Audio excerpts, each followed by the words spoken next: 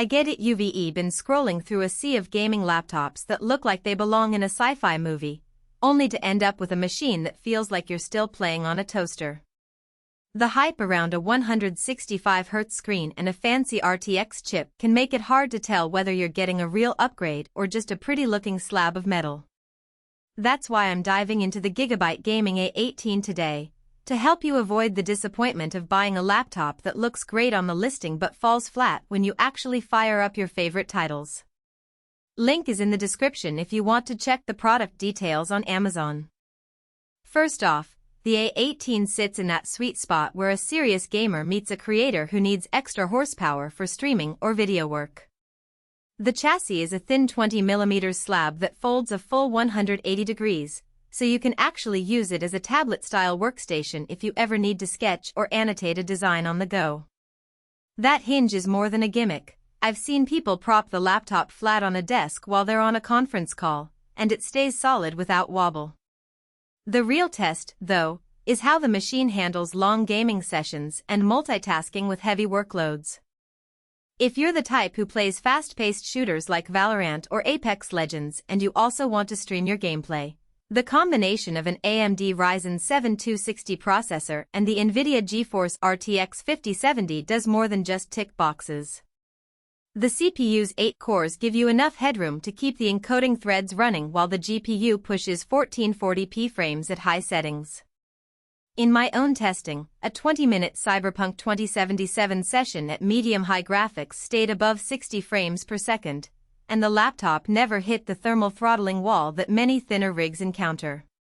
The A18 GiMATE assistant pops up with performance tweaks when you launch a game, automatically shifting power toward the GPU and dialing down background processes. It felt like having a mini engineer in the background, which is a nice touch for people who don't want to dive into BIOS menus. Now, let's talk about the screen. A 25601600 WQXGA panel at 165Hz isn't something you see on every laptop in this price range. The extra vertical pixels make UI elements feel crisp, and the high refresh rate really shines in competitive titles where every millisecond counts. The colors are vivid enough for creative work, though they're not calibrated for professional photo editing. The downside? The panel's brightness peaks around 300 nits, which is decent for indoor play but can struggle under bright daylight or in a sunny coffee shop.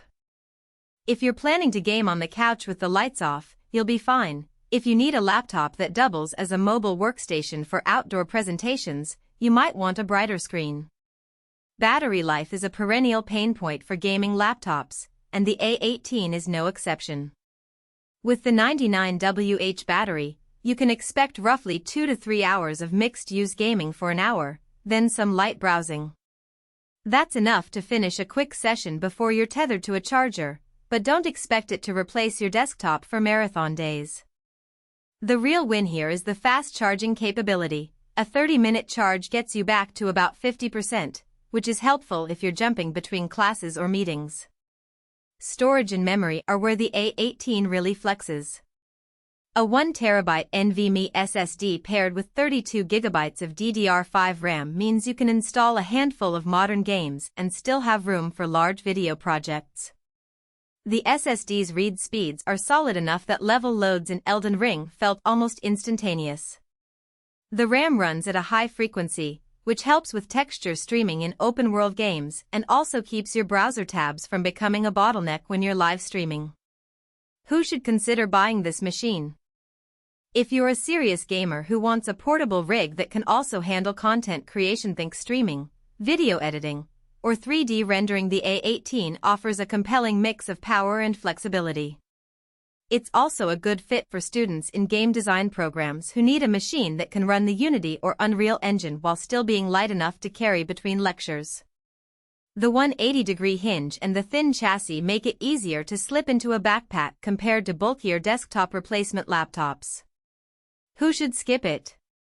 If you're a professional photographer or video editor whose workflow depends on a color-accurate, high-brightness display, you'll likely be better served by a laptop with a calibrated 4K panel.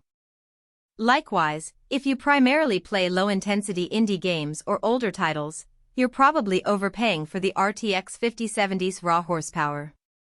Finally, if you need all-day battery life for travel without constant access to power outlets, the A18's 2-hour sweet spot might leave you frustrated. A practical strength that often gets lost in the specs sheet is the quietness of the cooling system under moderate loads. When I was editing footage in Adobe Premiere, the fan stayed at a low hum, barely audible over my headphones. It only ramped